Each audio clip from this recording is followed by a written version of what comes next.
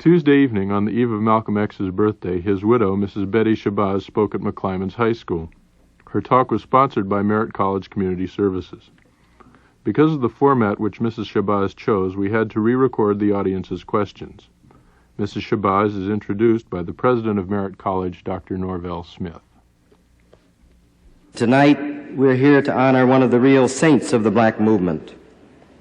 Our college, as you know, observes tomorrow as a holiday in commemoration of Brother Malcolm.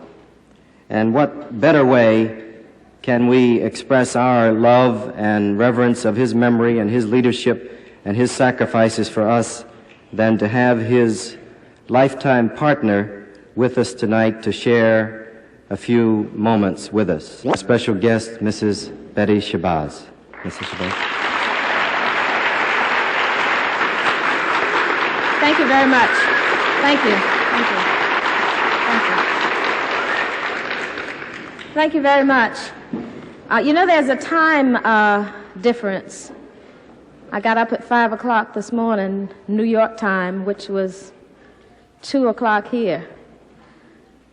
And then Mr. Parson had me running around all day. But I'm very pleased to be here with you. To the president of Merritt College, Dr. Smith, to Mr. Parson, and to the community of Oakland, and to the staff at Merritt College, I'm very pleased to be here with you.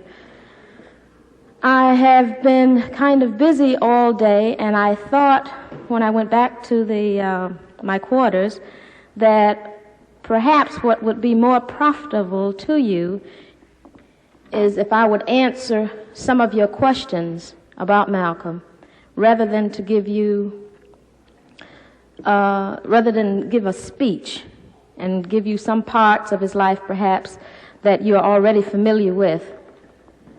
So that if you have any questions about Malcolm or anything you want cleared up, I would be most pleased to answer. How do you perceive the relationship between nationalism and Pan-Africanism, which Malcolm was working on when he died? Nationalism is a collecting force of gathering people together and letting them know what they have, the similarities: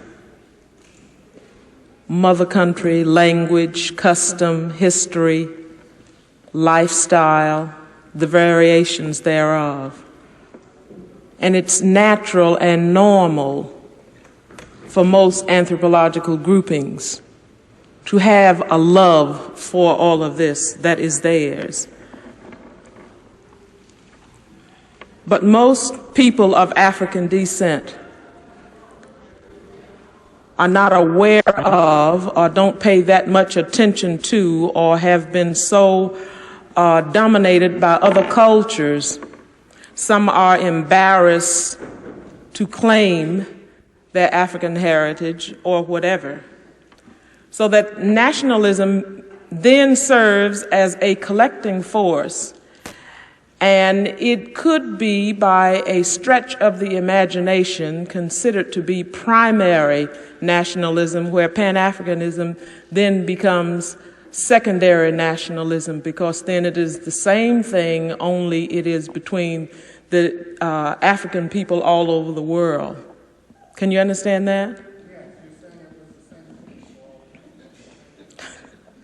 See, the brother has done his homework. He just wants me to repeat something else. Is there another question you'd like to ask that you don't know anything about?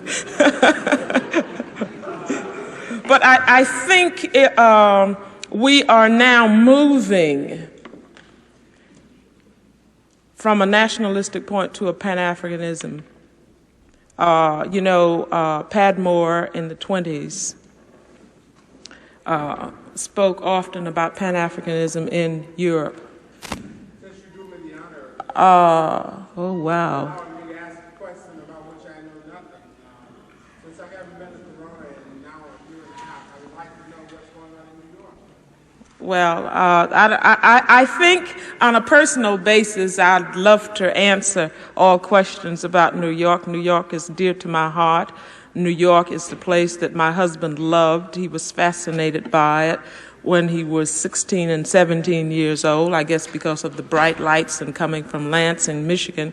So that New York is dear to my heart for several reasons, but I think perhaps New York we could perhaps discuss over coffee and answer questions that are a little more pertinent to why I'm here, if you don't mind. Oh, no. Is it possible that the United States is going to honor Malcolm's birthday as a national holiday? I don't know. You know, I kind of doubt it. Although I think in a few years history will bear me out that he has done more to defining and pointing the finger at a solution than any other citizen in this country. No, he wasn't a citizen, was he? But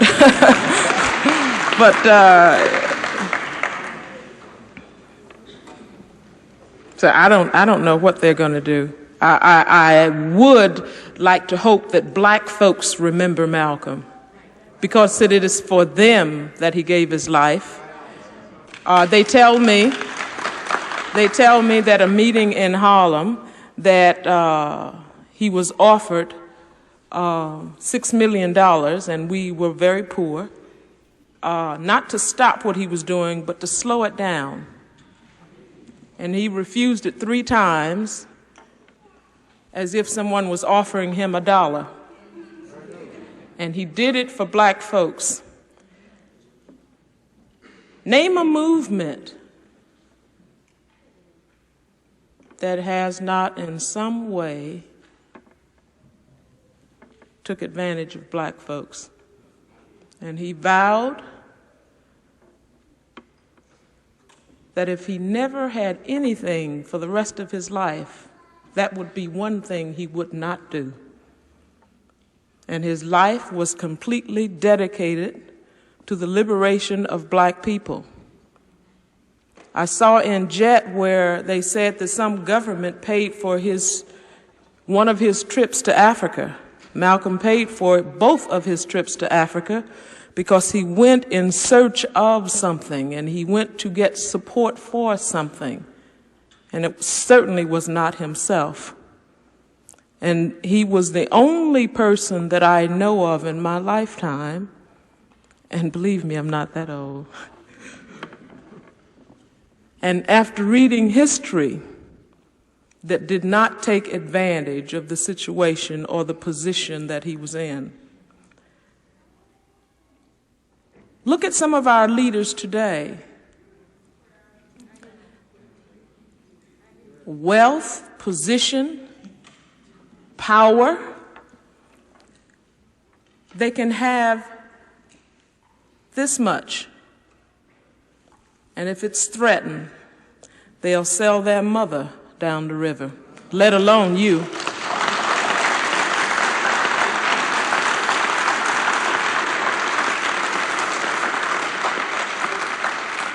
And he did not, and for that I'm very proud. Is there another? Yes. There's a conflict between those who put their energy behind cultural nationalism and those who advocate political nationalism. Which side would Malcolm have supported? You can't. Man without culture is dead. Man without politics is also dead. You need both of them. You know, that's just like saying, to have a sandwich. Some say you don't have the bread, some say you don't have the meat. You need both. You can't separate like that. You have to have the political aspect, the social aspect, the economic aspect. There are some who say you don't need any money. But you have to have some money. If you don't have any money, like my daughter now, she's 12 years old. And she told me she didn't care anything at all about money. She doesn't have to. Everything she needs, and that's every day, I have to give her money for something. For lunch, she comes in, she needs pants because she's in a play or they're going someplace. or she needs money for books, or it's milk money time again, or she needs money for something. We can't minimize our culture. We can't minimize politics. We can no longer be alienated from one another because of our social positions or because of economic reasons or because of politics. We need all of them. How could anyone, I understand that. Somebody was saying you don't, because I was going to wear a real bright print gele tonight. And they said, oh, no, you can't wear that because they will consider you a cultural nationalist. I'm a black woman, period. Right?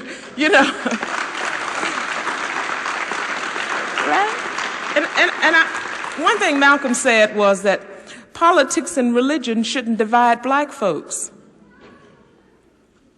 And there are some people who are not supporting Angela Davis because she says she's a communist. And when, the communists now are no threat.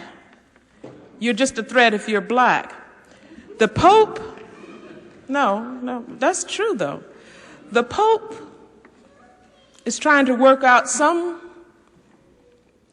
form of communication and working together with the communists. The Pope, the Catholic Pope. So if black people don't support Angela Davis because she's a communist, then support her because she's a black woman. If you don't want to support her because she's a black woman, then support her because she's a human being. But for God's sake, support her.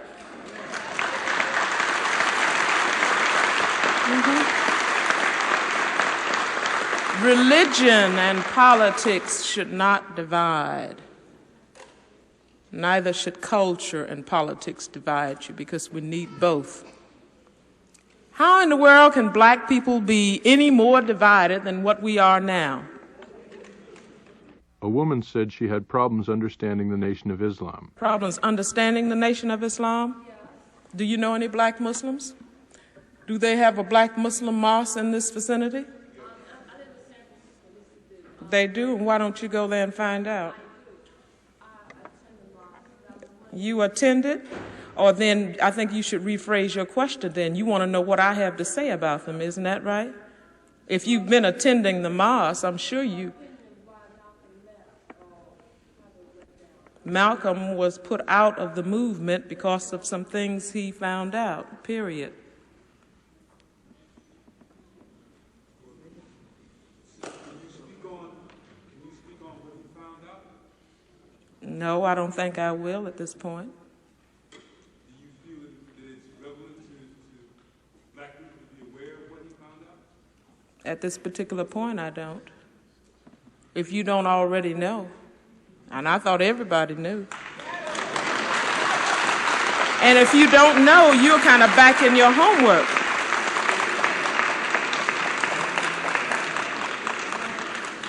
I was told there are about 5 or 6 black Muslims in the audience. Maybe they'll raise their hands, and I'm sure they'll tell you. Yes?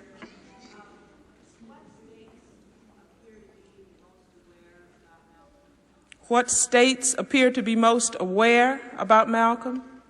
Most aware in what sense?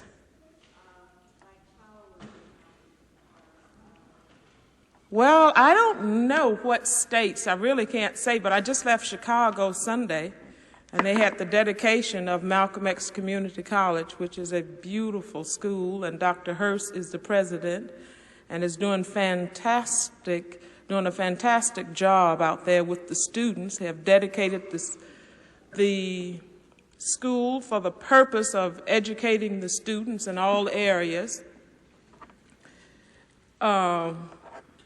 It's on a 23-acre site, and it will be the center for urban education in Chicago. So that I think perhaps Chicago and that really is catching a lot of people by surprise. It caught me by surprise that Chicago would be the hub of what Malcolm is all about. If you can understand the significance of that. And I really don't know how it happened, but I was overwhelmed that a $26 million new building named after Malcolm would be in Chicago. I don't understand it. But they are doing fantastic things to the minds of the young people there. Absolutely. And they are involved in the tedious task of studying and don't consider it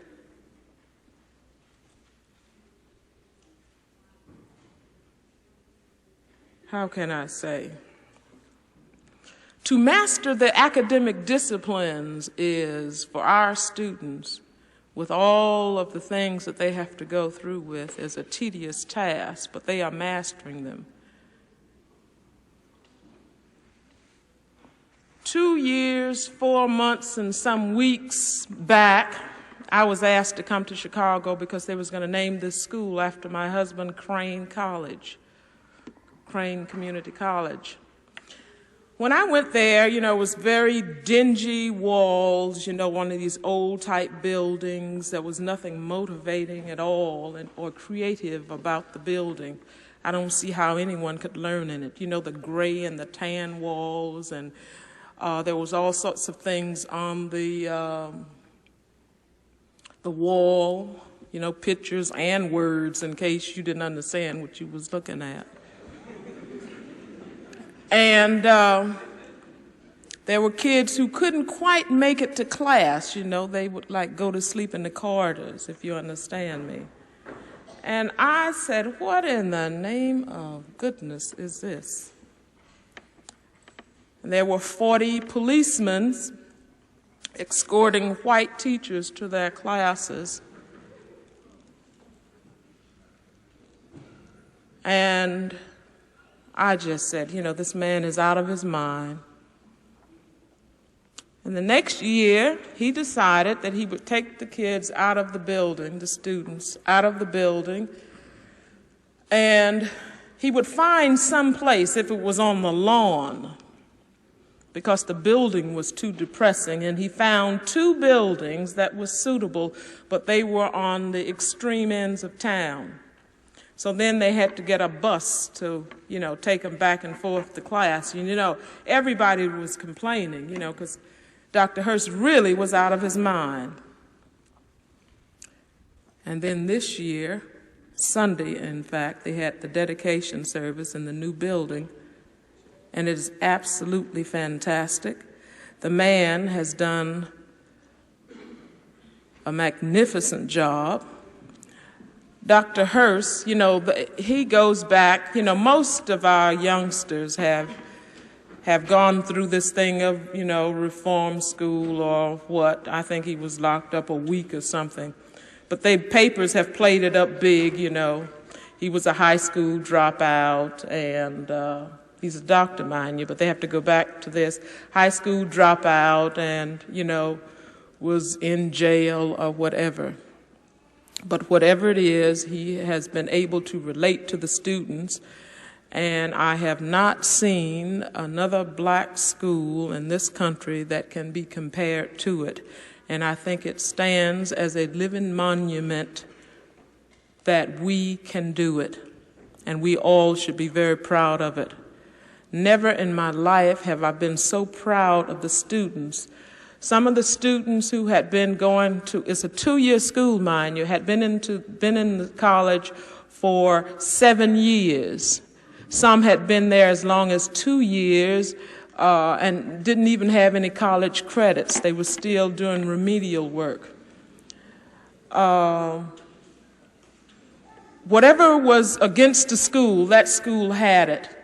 Now the students are, because of the skills center, They have a tutorial program there that is better than or can be compared to any program in any of the colleges there in Chicago. He has done a fantastic job. He was a middle-class black man. He discovered that he was black some years back and decided that he would spend the rest of his life doing something for black students. They have some white teachers still on staff, and I think those that are there because they want to be there, and they are really doing a job along with the black professors there. I was very impressed. Dr. Shabazz, who is chancellor of the community colleges in Chicago, is very pleased with Dr. Hurst and all of the innovative and creative ideas that he has brought to Chicago. And if any of you get an opportunity to visit it, you really should. Yes? There's a saying, behind every great man there's a great woman. What were your influences on Malcolm? Really? I think Malcolm did more for me than I could ever do for him. I think any other woman who'd been with him would have done equally or more than I did. I happened to have been just there when he needed me, that's all. I think the saying is perhaps correct, but I think it was all Malcolm. I just happened to have been there, that's all. Of course I had some influence, but I don't want to brag, Sure, I had some influence on him, but pardon me? Sisters know.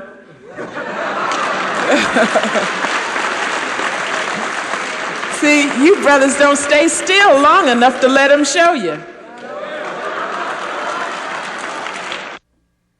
How great a role did spiritual commitment play in Malcolm's life and work? It played a role in his life. It played a part in his life, I should say. But he didn't stay down there. It was a motivating force, and he got up and did his job.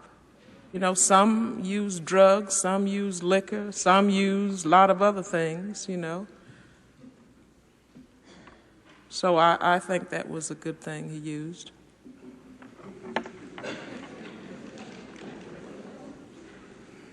I think, first of all,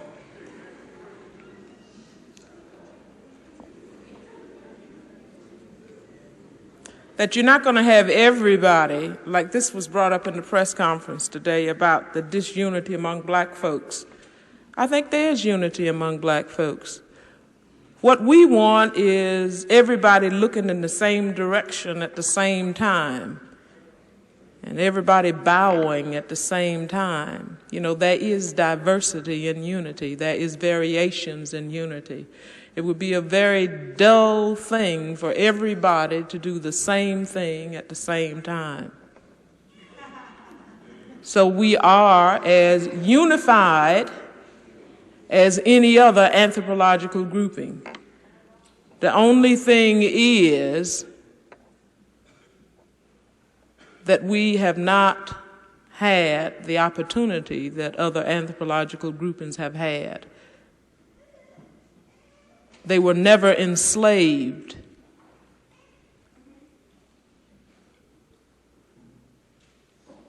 We stand today head and shoulder to any other anthropological grouping. Name another people that have been oppressed, enslaved, integrated as black folks, and still today maintain some degree of directness. One thing is, some of us are ritualistic. If it's not written in the Bible, we won't believe it. Some are idealists, some are romanticists. Some are Democrats, Republicans, socialists, you see. And some are Baptists, Muslim, Methodists, Lutherans. But we must somehow find a common denominator. We must not let religions, philosophy, or whatever divide us. We have a common ancestry. And if that's the common denominator, then let's start with that and work with that.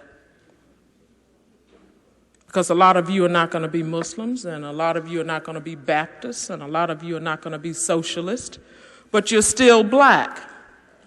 So what are we going to do? Sit around with our differences and not try to work together?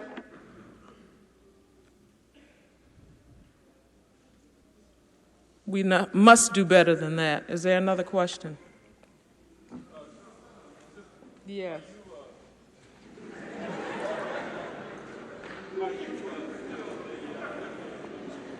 Pardon me? Do you still consider yourself a citizen of the Republic of New Africa, and what is your still association with Omar Abedel, the president of the Republic? I am not. No, I'm not a member of the Republic of New Africa.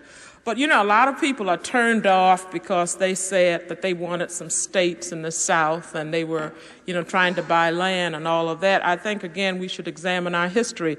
One of the advocates of getting land and setting up a republic in the South was John Brown. And he said that because when they adopted the Constitution of the United States, they said that black people were not citizens.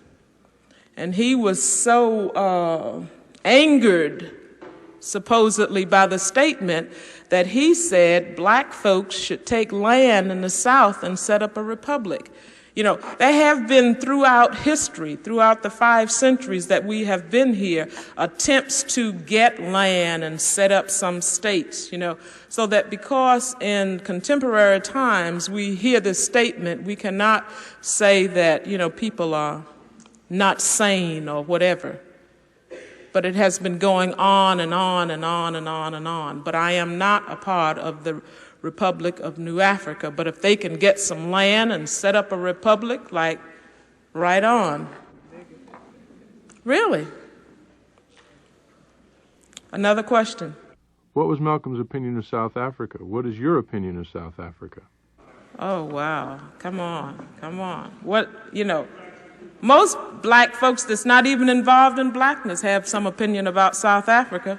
They tell me that Mississippi is a democracy compared to South Africa. The Dutch, England gave them, after the war, gave them land and a lease for 99 years. And when they asked the people to leave their lands, they said it was their lands. And they have most of the land and have pushed the indigenous people back. And I bought this Unisphere in Africa 2 summers ago. You perhaps can't see it. And it cost $76. I think it was either $76 or $96. I'm not sure which one it was. Just this little Unisphere here. And they are compelled to get in the gold mines, the regular bricks. Here we have 11 of those a day, and they're paid something like $2.30 a day or something. That as ridiculous as that. Complete exploitation. And most American businesses has money invested over there. Most of your big business in this country supports apartheid. They not only, if you happen to have children of gradations in color, they divide your families up. It is the worst country on earth. And all of the liberal whites who want to do something for the world, who want to do something to salvage their souls, as long as South Africa is South Africa. The things that go on in South Africa, you would never really believe it. You would never believe it. You know, like really the press kind of shapes world opinion. What happened about a year ago, maybe not quite a year ago, when Zambia decided she wanted to nationalize her copper belt. And Zambia is a landlocked country, right? It's like north of South Africa. So whenever she wants to send her copper out, she has to go first south and then east and go all around the water. She wanted to build a tube line. In fact, she did build a tube line into Tanzania to get, you know, food in and things like this, because whenever South Africa was mad or Zambia didn't do what she wanted her to do, she would not let her copper out, neither would she let food into the country. So the United States was asked to build a railroad, and I think after 6 months they decided the country didn't need a railroad.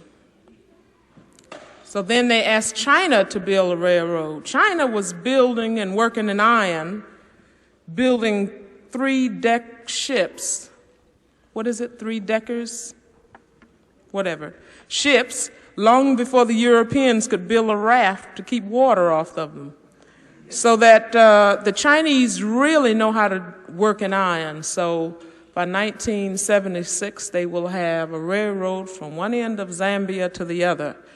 And now they are saying that the Zambia is a communist country, but Zambia is not a communist country. She had to think in terms of the people and getting food to them. So we have to understand policies and how to formulate policy and how to get policies changed. So then what you should do is find out what is necessary to be done so that you can send the troops that are now in Southeast Asia into South Africa. Yes. What kind of a future am I hoping for my children? That they grow up and be able to take care of themselves and make contributions to the community and have commitments to themselves and be accountable to their own people. I don't know if I answered you or not. Huh? Yes. What time is it getting to be? Yes. What kind of role do you see Red China playing in Africa? I don't know. What kind do you see? Very positive role.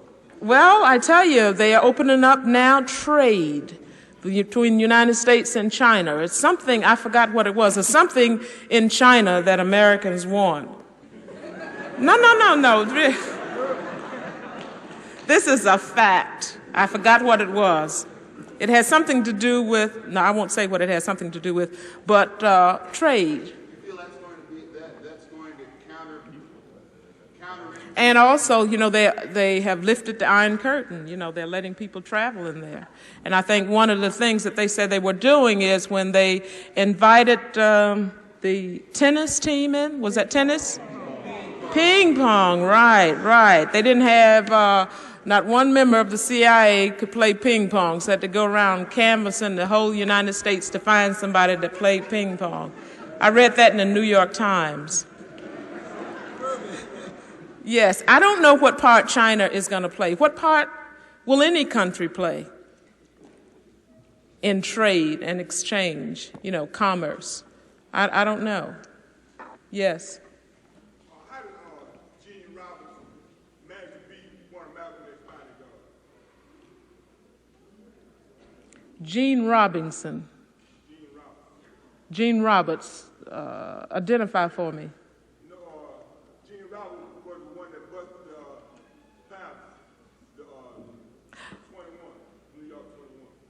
that was supposed to have been on the stage giving artificial respiration? Yeah. Well, I don't know. You brothers are pretty good at impersonating, and that's exactly what he did, and you got a lot of them today running around, finding out whatever they can find out, and the man already knows it. They tell me that they got information that they haven't even read yet. They're getting it in so fast they can't even read it. No, serious. Serious. And you brothers still going around, giving information and grabbing 30 pieces of silver and things like that. And it will continue to go on. It's not going to stop.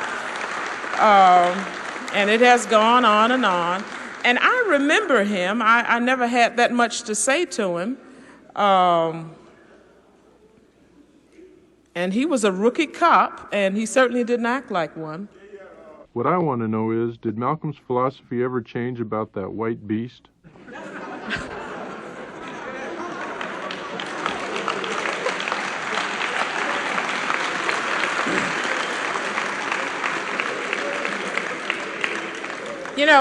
When Malcolm was here, like he worked very hard, and there were people persecuting him that, he never really dreamed, they would ever do. Never really dreamed, that all of the lies would be, So he wanted to go to Mecca to, really find out. Because all he had done for those 12 years was believe, you see. And he was told that, there was only dark-skinned people in Mecca. He was told this, and he believed this, When he got to Mecca, in Jeddah, he had to go through some people. Some were dark, but there was some that was extremely fair. He said had they been in the United States, they would be considered white. They were, he said, had the whitest of skin and the bluest of eyes. They were different from Europeans. They don't call themselves Europeans. They've been in Mecca since Mecca was Mecca. No. Let me tell you this. Now, you don't know what this does to a person who's been told and who deeply believed something.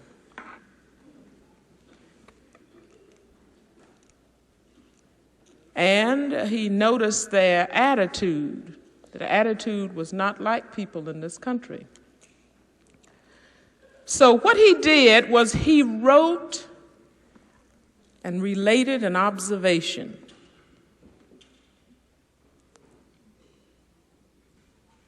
And people thought he went there and planted these people like you plant corn and they grow. He found them there and sent a letter back.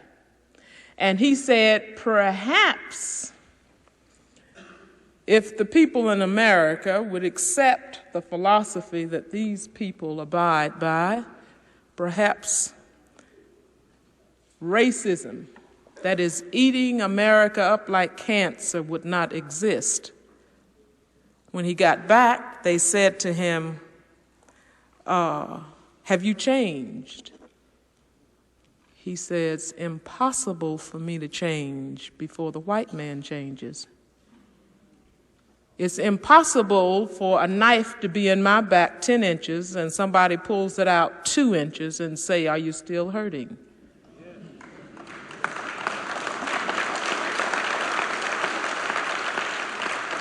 Now, black folks don't want to get so narrow-minded and so inflexible that you cannot understand certain situations. Roy Wilkins even said that it's a shame that he had to die because he was coming our way. And somebody else said it's a shame he had to die because he was coming our way. And then somebody else said that it's a shame he had to die because he was coming our way. Malcolm said once, he said, I feel like a man on a tightrope For the religious, I'm too worldly, and for the worldly, I'm too religious, and for the political, I'm something else and something else, you know.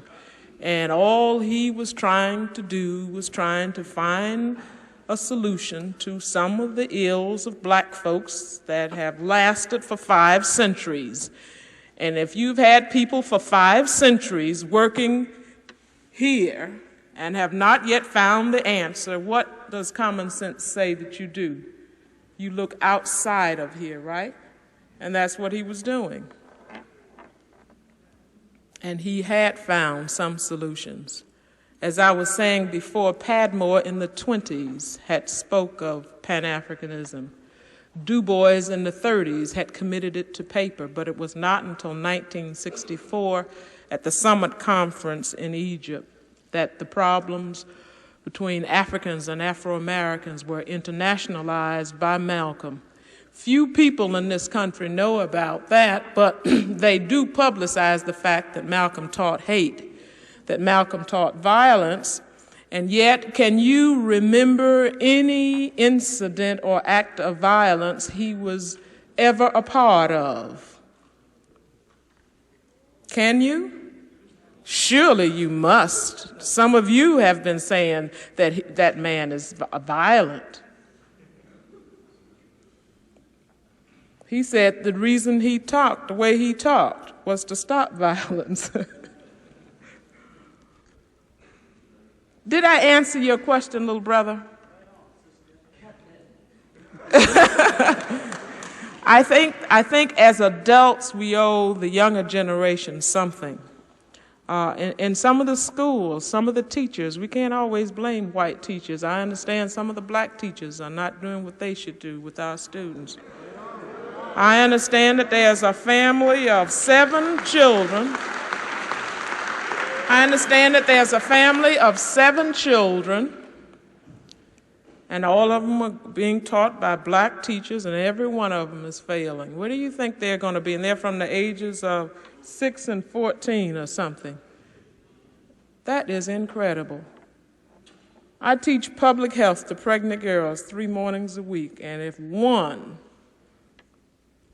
doesn't come up, I feel it's my job to make sure that she does. I don't know where the commitment is with black teachers.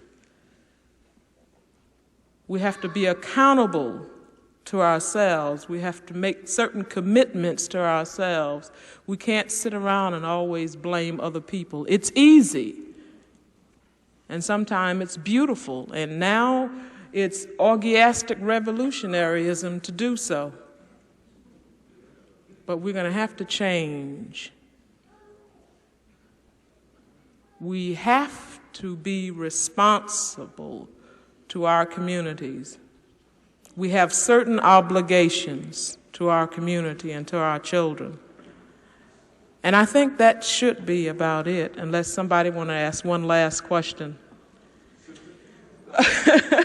Oh, well, I was going to point there, but you got up and said, sister, okay. Yes, I would like you to speak briefly on what you feel the direction of black people's values is going to have to take before there becomes any meaningful change in them as a people. Before, oh, wow, yes, before there can be any meaningful change, you know, we don't really like this, really. My husband used to say, beware of the pupil of the eye that looks onto all things, but to thyself what is blind. We're going to have to start with ourself and move out. And see, nobody wants to hear that, right? I can say, sometime our people, oh, wow, I won't say that because that's knocking. Yes. Yes, sister. As a mother of yourself of 6 daughters, yes. I'd like to know what is your opinion or what advice could you give our sisters who are having the genocidal tactics of the society? Well, by the welfare. Yes. Oh, Sterilizing our sisters. are they sterilizing them? I thought they were. Are they sterilizing them or are they giving them some form of contraception? There isn't any difference. Oh, come on now. Come on now. Look, don't. I tried to end on a nice note. Now, don't have me. You know, look, I want to say, okay, you say it, and then I'll answer that. Did Malcolm start the newspaper Muhammad Speaks? He did, brother, in the basement of our house. The man worked endlessly, I tell you. When I say that, I don't say it lightly. He worked endlessly. No combination worked as hard as he worked because he believed. You know, we don't really listen to each other. You know, like words pass, you know. Words pass.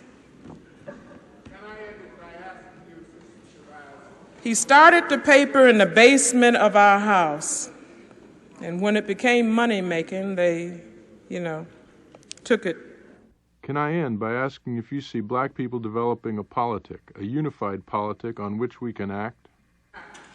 Oh, there's a lot already in existence you can act on. You know, like there are sporadic groups around the country have already tried to organize and have not gotten proper support. You see, we must learn to support. All of us cannot be the ones to go down in history as having developed something. We must lend our support to those things already in existence. We waste time, energy, and money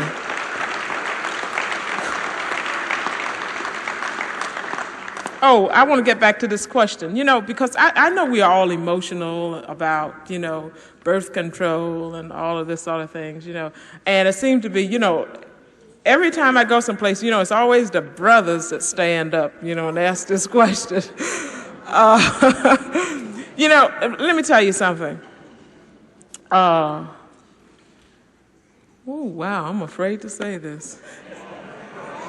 Now, wait a minute. Now, hold your judgment now. Just hold your judgment. Now, listen. I am one parent with 6 babies, and it is no easy task. Did you hear what I said? It is no easy task, and I have not gotten any letters from any brothers around the country telling me what they would like to help me do for my 6 daughters. No. I cannot be mother and father, right? I can only be the best mother that I possibly can. And I can have some of my male friends come in and give some sort of image, And when the image become too imagey, then I'll get somebody else, you see. I didn't finish yet. It is not an easy thing to raise children. Like you don't have the time or you don't have the money to raise them properly. And don't say you don't need any money, because my taxes just went up. You need money. And I have to pay taxes for those who don't pay taxes, but I pay it gladly. Because I understand the predicament we're in. So somebody got to have some money. Now, I said all that to say, I don't have to now. But after the fact, I certainly do believe in birth control. Now, wait a minute.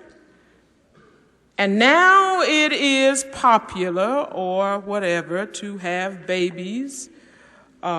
Single women have babies. A lot of the revolutionary brothers are steady making them. And you don't know when there's no milk money, when you're out doing your revolutionary duties and tasks, that little baby don't want to hear it. When the baby is sick, just lost my lifesaver. When the baby is sick, the mother don't want to hear it at that point. And we understand what you brothers have to do, and we appreciate it. But at the same time, let us have healthy babies. Those babies that we have, let them be healthy. Let them be well educated. Let them be able to take over when our day is done. Now, I do not believe in sterilizing.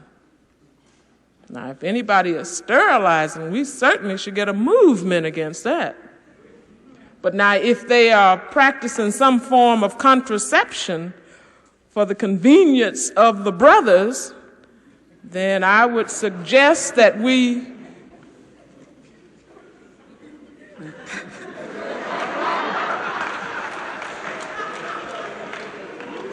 see, one of my favorite brothers asked that question. He met me at the airport today, and I really don't want to do this to him. But, but it's a fact. I mean, it's a fact. And some of the sisters have babies too rapidly. And some of you are doing things you shouldn't do and should be sterilized. Do you know that they're trying to legalize marijuana? Now, everybody's saying there's, it's not too much to it. But it is carcinogenic, it affects mutation, and it does a lot of other things. A lot of these babies born deformed.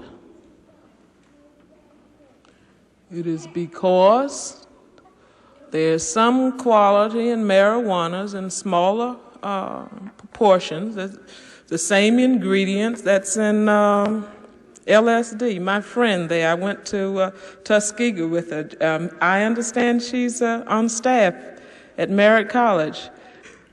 Do you know the name of the quality that's in LSD and also in pot? It's one of the, pardon me? She doesn't want to say anything. See, she has to face you in class.